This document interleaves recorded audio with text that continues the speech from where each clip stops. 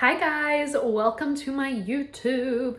Today we are going to be covering how I lost almost 10 pounds in the span of 2 months by just listening to my body. Not tracking and not starving, but simply cultivating the awareness within my body to know exactly what it needs, plus having the vision of where I want it to go. And guess what?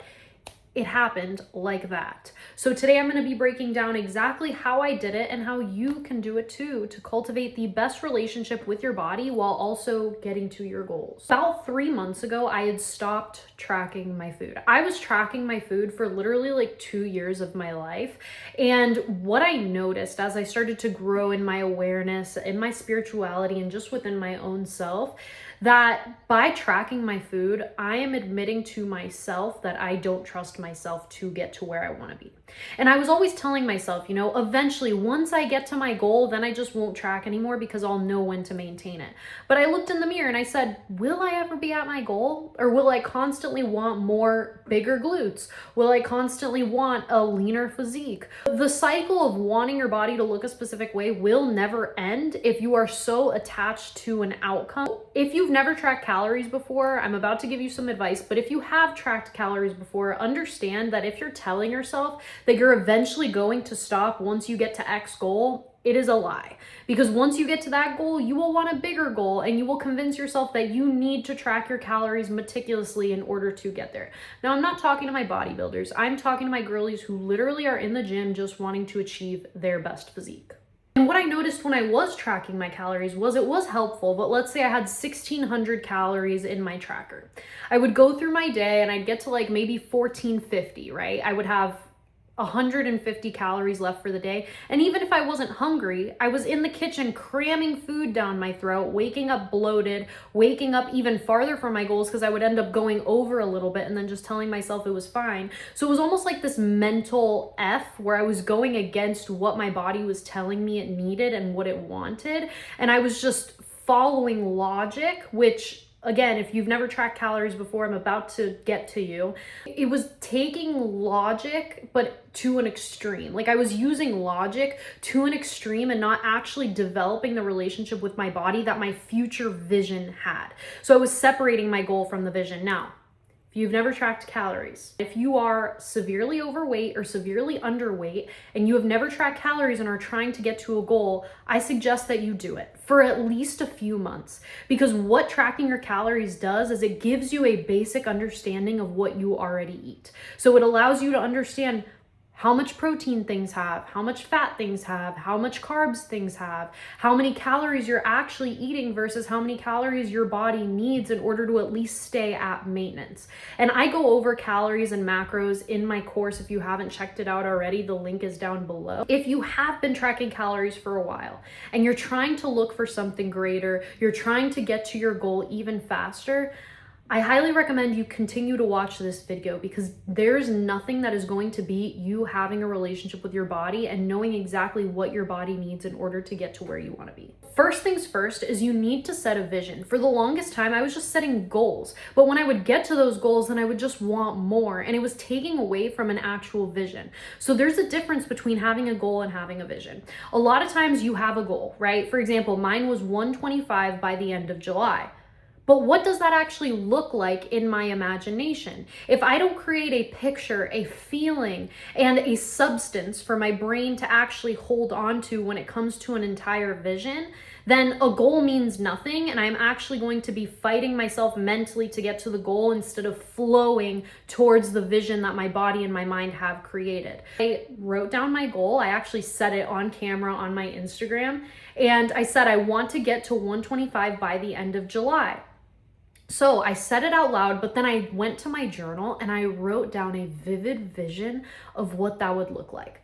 I said, me at 125 wakes up feeling energized.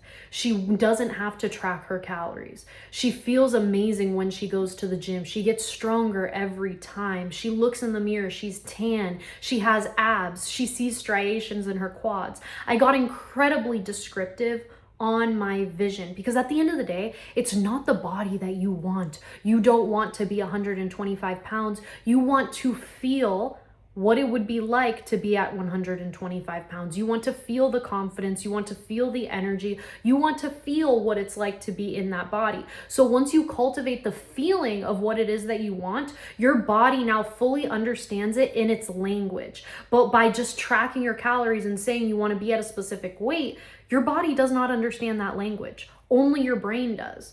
And even then, if your brain doesn't have the vision, it's not going to have the motivation to actually get there. I do have to be honest, it was incredibly hard for me to stop tracking my calories because it was something that I had ingrained into my routine for so long, and I had convinced myself and built this belief that I was never going to get to my goals if I was not tracking my data. So I had to break that belief. And again, it was not easy at first. At first, I said, even online, I'm not going to track my food. I'm just going to try to listen to my body. And for a couple weeks after that, I was still tracking protein here and there. And I realized that I had not been sticking to my word and that I had to go full on trusting my body. But the way that I actually developed that trust was by meditating, was by journaling, because I was able to create the clarity in my mind to be able to ask myself important questions in real time. And when I journaled about why I wanted my goal. A lot of times we see these influencers on social media, or we see a body inspo pic on Pinterest, and we're like, oh my gosh, like that's the body that I want. I believe I need to be at this weight in order to have that body. But have you ever asked yourself, why do you want the body? Why are you not confident with where you're at right now? And I'm not saying it's not a bad thing that you're not confident with where you're at right now and that you're seeking more. It's okay. It's okay to have that motivation.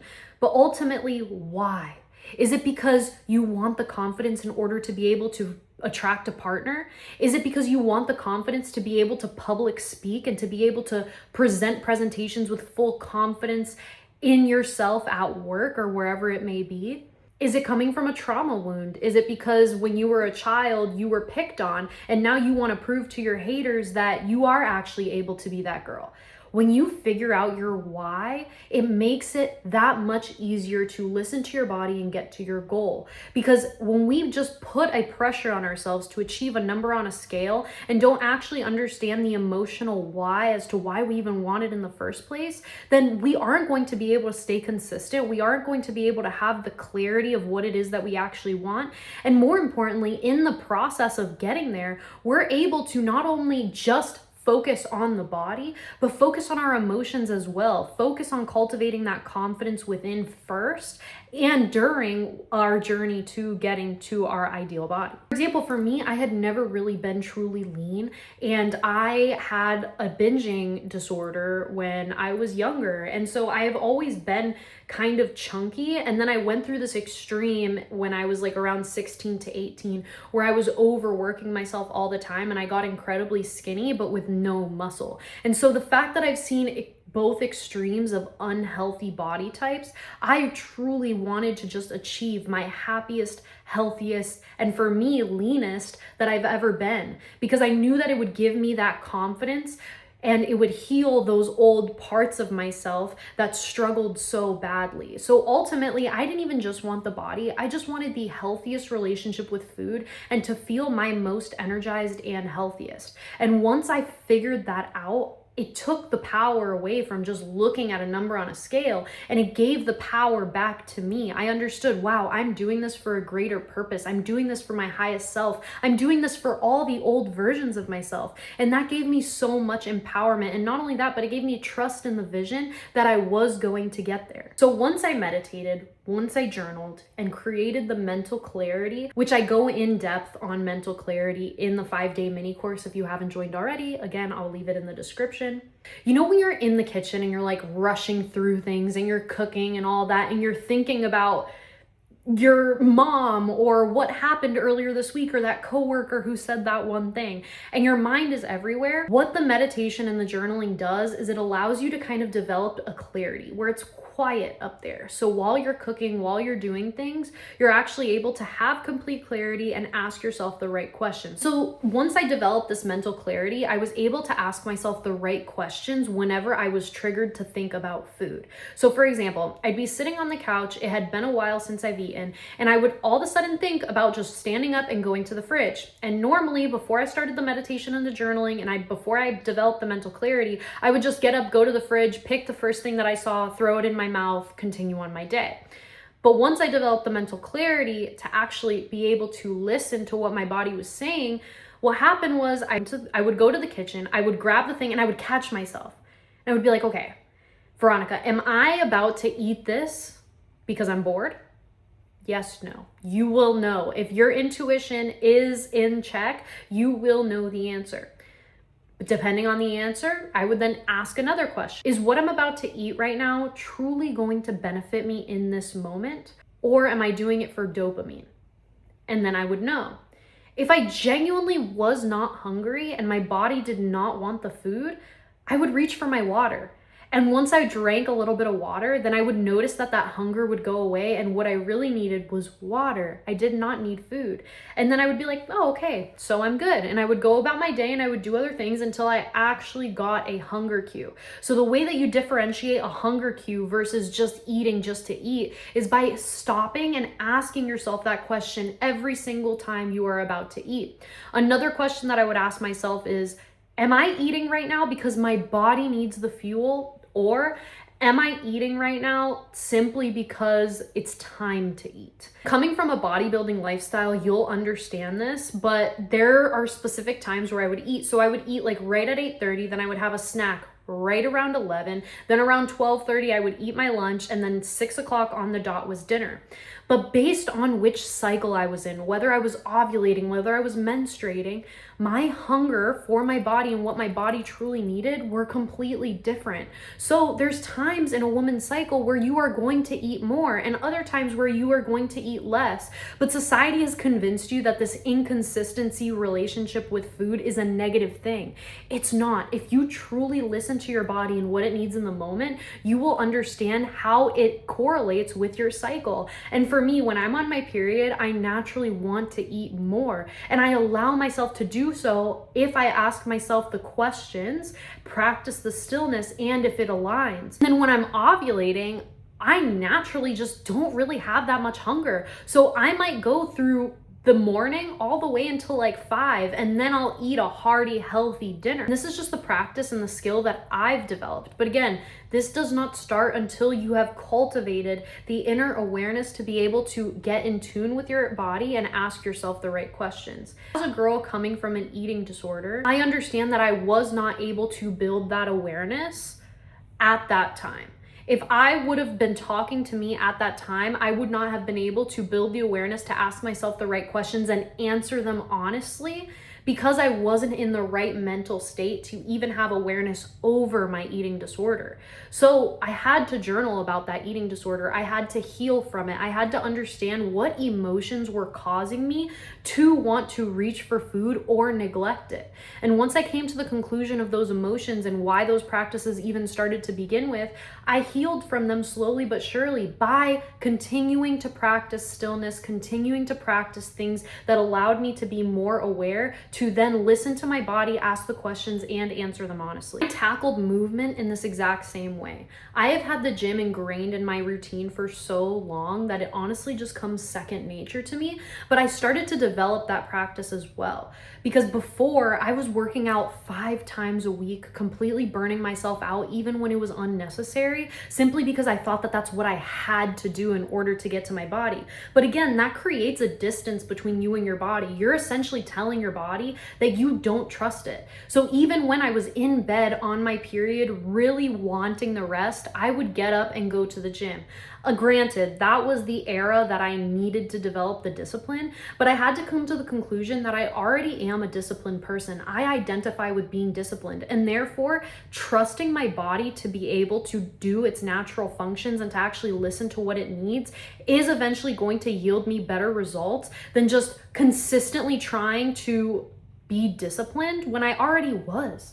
All these things that I'm talking to you about applied to movement too. I would ask myself the questions based on what phase I'm in. If I'm menstruating and I'm in bed, I would say to myself, do I truly need to go to the gym right now? Or is my body gonna get a bigger return on investment by just resting today? I would answer honestly. I would answer with what my body would tell me. I would even journal about it sometimes really quick if I was unsure. And then that answer became so clear to me, and I would choose whether to stay in bed or whether whether to go to the gym. And now when I was ovulating, I realized that I had a lot more energy. And so I would use up that energy. I would use it to motivate me. And I would ask myself the questions, and if I wanted to go to the gym, if I wanted to go to Pilates, if I wanted to run, I would just go ahead and move my body in that way. My one non-negotiable is move your body every single day, no matter what. So even if I was on my period, maybe I didn't need to go to the gym, but I would just do some stretching instead, do a 15-minute yoga video, and that would count for my movement of the day.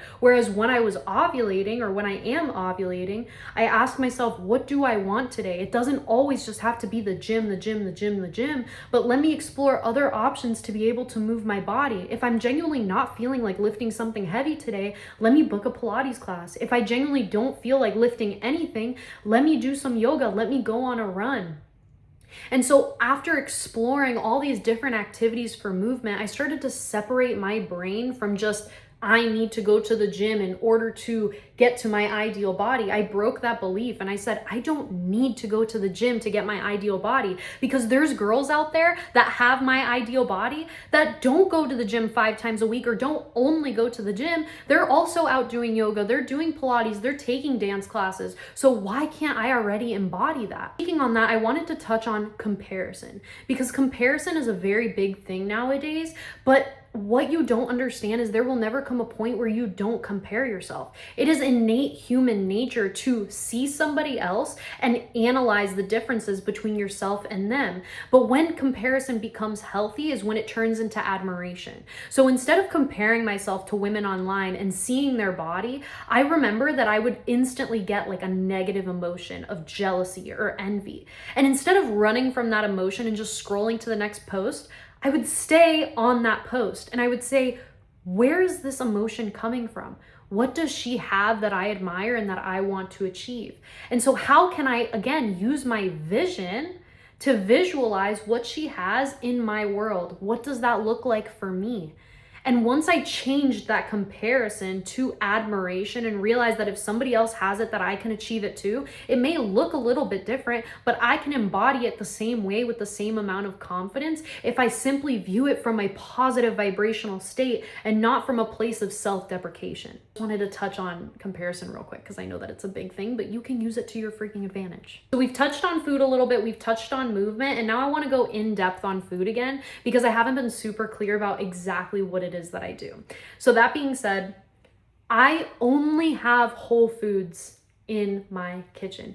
The only things that I have that are processed are my pea protein powder, and then I also have some protein bars on occasion because I don't like to overly consume those, but they are useful to have when you're on the go and need a quick snack. I would much rather have a protein bar over some junk on the street. Whole foods, always buy whole foods. And I used Pinterest to kind of figure out exactly what foods I like, because a lot of times like we want to make a salad and then we go to make it and it's just like lettuce and tomato and some onion and we're like, what the heck, this does not look like a Pinterest salad. So I highly suggest you go on Pinterest and scroll for whole food dishes. This is what I did, and as you can see, like I have my food ideas they're pretty vast. There's a lot of pins in there, but it has been so useful for me to actually be able to pin these ideas because then I get an idea of what exactly it is to shop for. Another thing that I do is I created a shared note between me and my partner so that literally anytime I notice that I'm out of something in the fridge or in the pantry, we're able to go in and list out exactly what it is that we're missing, and that way we're never missing anything at the store. Another thing that I noticed when it comes to food is that my tastes vary based on my cycle. So when I'm ovulating, I notice that I eat a lot of like leafy greens, I eat a lot of either chicken or fish, and then when I'm menstruating, I tend to eat some more dark chocolate, sweet things. Cravings are not bad. Cravings are signals from your body as to what it wants. Cravings are very real and they're not something that you should run from. As women, we aren't meant to eat the exact same thing every single day of our lives. That's a lot of times why you see bodybuilders struggle with hormone imbalance because they eat a lot of the same things. And trust me, I was there. I know now from experience and from listening to my body and educating myself on the womb that we are not designed to eat the same things every single day. Things are something that you need to listen to and lean into because it's your body talking to you about what it wants. It just may come out in a different way through your brain. So for example, on my period, I would crave like confetti cake, or I would crave like brownies, and I would understand, okay, my body wants something sweet. What is the Whole Foods healthiest version that I can give it right now that isn't something processed? And when you do that, you end up prioritizing your health every single time. So I would crave a brownie and I would know that maybe my body needs some dark chocolate. So I actually buy dark chocolate bars, the 85% dark chocolate. And whenever I'm craving something sweet, or have that with some cherries, another whole food that is healthy, but that can satisfy that sweet craving and tell my body that I trust it and that I am able to take care of exactly what it wants and what it needs. The same thing for when I'm ovulating. When I'm ovulating, I tend to crave carbs. So the last time I was ovulating, I was really craving pizza. So instead of ordering a whole pizza for myself, what I did was I got some sourdough bread, I put some tomato paste on it, and I got fresh mozzarella, and then I stuck it in the toaster oven, and it came out basically like a pizza. So I satiated that craving, but I didn't sacrifice what my body actually needed. Learn to lean into your cravings. I do want to reiterate, if you have never ever tracked calories before, you have no knowledge of calories or macros, before you start the journey of listening to your body, I would highly suggest tracking for at least a couple months. But the problem with me was that I became so attached to a goal. Instead of setting a vision and listening and building awareness, I set a goal and relied strictly on logic, but I was approaching it from a place of insecurity. I didn't understand exactly why I wanted the body that I wanted. Wanted it because it was coming out of a place of momentary insecurity, not long-term empowerment. Understand that if it's your goal to be able to get to your dream body and stay fit while eating the things that you like and that you love and that you want to eat, then you need to start embodying that version of you in the moment. But the first step is becoming aware. Start to meditate, start to cultivate the stillness within your mind that you need in order to be able to ask yourself the right questions in real time. The second step is stock up on whole foods. Use Pinterest in order to cultivate exactly what foods speak to you. Third is lean into your cravings. Understand that your cravings aren't bad. They are simply a signal for what your body needs, but don't give it exactly what your brain says that it wants. Give your body what it needs and what it's telling you it needs. When I say that, I'm speaking to the girls who have knowledge on calories and are just trying to cultivate a better relationship with their body and start to get away from this need to be in the perfect body and actually start embodying the vision that you want. But if you are obese and struggling with weight loss, severe weight loss, or if you are extremely underweight in a health circumstance and are trying to build muscle due to health reasons, then it's crucial that both of those circumstances do develop the discipline and do develop the relationship with calories and macros, at least in the beginning, by tracking your food. I'm not a physician, but this is simply what has worked for me and what my journey has been like. If you're a girl who has been tracking her food, who has been in the gym for a while, prompt you, like, your body knows what it needs to do, especially if you have the vision written out. Your body already knows. You just have to cultivate the self-awareness and the mindfulness to actually be able to listen to it and stand on it. And so the main message of this video is your body knows what it needs to do.